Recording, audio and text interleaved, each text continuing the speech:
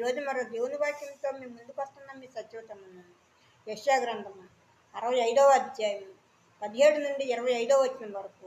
ఇదిగో నేను క్రొత్త ఆకాశమును క్రొత్త భూమిని సృజించుచున్నాను. మునపటివి మరవబడును, జ్ఞాపకములకు రావు.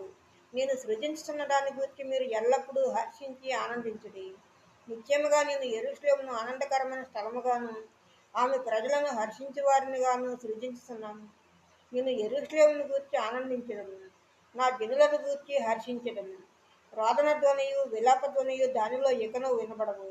అక్కడ ఇకను కొద్ది దినములే బ్రతుకు శిశువులుండరు, కాలము నిండని ముసలివారు ఉండరు. బాలురు 100 సంవత్సరముల వయసు గలవారై చనిపోవుదురు. పాపాత్ముడై శాపగ్రస్తుడగువాడు సైతము 100 సంవత్సరములు బ్రతుకును. జనులు ఇండ్లు కట్టుకుని వాటిలో కాపురముందురు, ద్రాక్ష తోటలు నాటించుకుని వాటి ఫలములను అనుభవింతురు. వారు కట్టుకున్న ఇండ్లలో వేరొకరు కాపురం ఉండరు, వారు నాటుకున్న వాటిని వేరొకరు అనుభవింపరు. నా జనుల ఆయుష్యము వృక్షాయుష్మంత అగును. నేను ఏర్పరచుకుని వారు తాము చేసుకుని దాన్ని ఫలమును పూర్తిగా అనుభవించరు. వారు వృధాగా ప్రయాసపడరు, ఆకస్మికముగా కలుగు అపాయమునందుటికై పిల్లలను కనరు.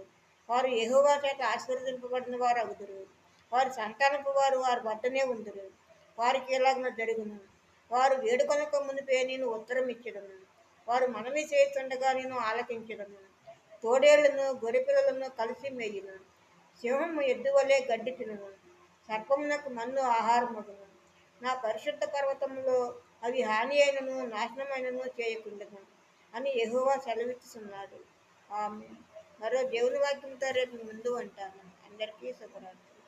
మన ప్రభువును ప్రియరక్షకుడైన యేసుక్రీస్తు కృప, కాపుదల, రక్షణ, ఆశీర్వాదం మన అందరికీ ఇప్పుడు ఎప్పుడు సదాకాలము తోడై ఉండును గాక. ఆమేన్.